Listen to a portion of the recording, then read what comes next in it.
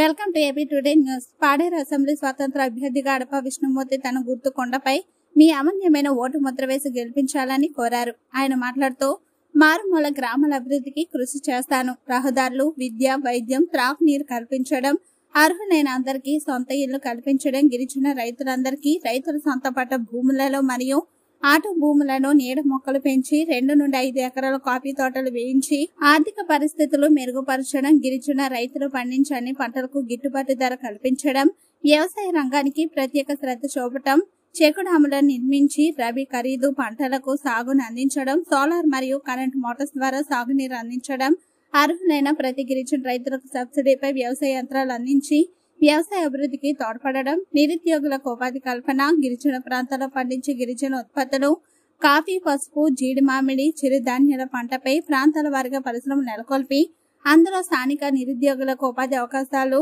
చింతపల్లి కేంద్రంగా మరో ఐటీడీ ఏర్పాటు చేయడం లేదా చింతపల్లి జీకే వీధి, కొయ్యూరు, జీమడుగుల మండలాలలో ఐటీడీ అనుబంధ సంస్థలు ఏర్పాటు చేసి అన్ని ప్రాంతాల వారి సమగ్ర అభివృద్ధికి తోడ్పడడం, చింతపల్లి కేంద్రంగా ఇంజనీరింగ్, డైట్ కాలేజీల స్థాపనకు కృషి, మూతపడిన చింతపల్లి డైరీ ఫామ్ ను పునరుద్ధరణకు కృషి, వ్యాపార అభివృద్ధికి కృషి, గిరిజన మరియు గిరిజన ప్రాంతాలలో నివసిస్తున్న వ్యాపార సేవలు అందిస్తున్న ఇతర వ్యాపారస్తులకు వారి స్థాయిని బట్టి 5 నుంచి 20 లక్షల వరకు బ్యాంకుల ద్వారా లోన్ ఇప్పించి వారి ద్వారా గిరిజన ప్రాంతాలలో వారి వ్యాపారాలు చేసుకునేందుకు తోడ్పడతాను. గిరిజన ప్రాంతాల్లో గిరిజనులకు నష్టం వాటి అక్రమ మైనింగ్, బాక్సైట్ వంటి తవ్వకాలను పూర్తి వ్యతిరేకంగా పోరాడతాను. అందుకే పాడేరు నియోజకవర్గం అడప విష్ణుమూర్తి అని నన్ను గెలిపించి పంపించవలసిందిగా కోరుతున్నాను. కావాల్సినటువంటి చెక్ డ్యాములు కానీ మరి ఇటువంటి వ్యవసాయ పనిముట్లు కానీ ప్రతి వాళ్ళకి ఇవ్వట్లేదు. ఇప్పుడు గ్రూపుల వారీగా ఇస్తున్నారు. అలా కాకుండా అర్హులందరికీ కూడా రాయితీపై మరి నేను గిరిజన రైతులందరికీ కూడా ఈ యొక్క వ్యవసాయ యాంత్రిక పనిముట్లన్నీ కూడా నేను ఇప్పించడానికి ప్రయత్నం చేస్తాను. అలాగే గిరిజన ప్రాంతాల్లో పండించే కాఫీ, పసుపు, అలాగే కొయ్యూరు ప్రాంతాలను చూసినట్టయితే చీడిపిక్కలు ఉన్నప్పటికీ వాటికి సరైనటువంటి మరి కొనుగోలు, గిట్టుబాటు ధరలు కల్పించడం లేదు.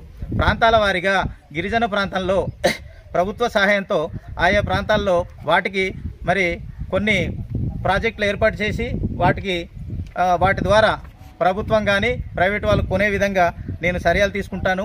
అందులో కూడా మన నిరుద్యోగులకి ఉపాధి కల్పించడానికి ఒక నిర్ణయం తీసుకున్నాను.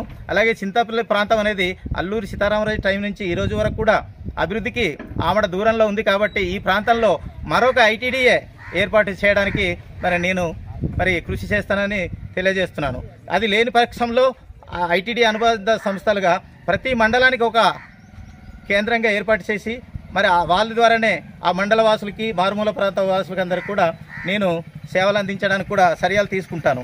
అదేవిధంగా చింతపల్లిలో మన వాళ్ళు డిగ్రీ, పీజీ చదివిన వాళ్ళు చాలామంది ఉన్నప్పటికీ డైట్ కాలేజ్ కానీ ఇంజనీరింగ్ కాలేజ్ లేదు. ఇతర రాష్ట్రాలకి వెళ్ళవలసి వస్తుంది. వాళ్ళకి ఈ ప్రాంతంలో మన నియోజకవర్గ పరిధిలో ఒక ఇంజనీరింగ్ కాలేజీ, అలాగే ఒక డైట్ కాలేజీ ఏర్పాటు చేస్తానని కూడా నా ప్రజలకి మీ ద్వారా తెలియజేయడం జరుగుతుంది. అలాగే వ్యాపారాలు చేసుకునే ప్రతి ఒక్కరు కూడా ప్రభుత్వం తోడ్పాటు చేయడం లేదు. ఈరోజు చాలామంది ఏం చేస్తున్నారంటే మైదాన ప్రాంతాల నుంచి వడ్డీ వ్యాపారస్తుల ద్వారా అలాగే చీటీలు వేసుకొని మాత్రమే వ్యాపారాలు కొనసాగిస్తున్నారు.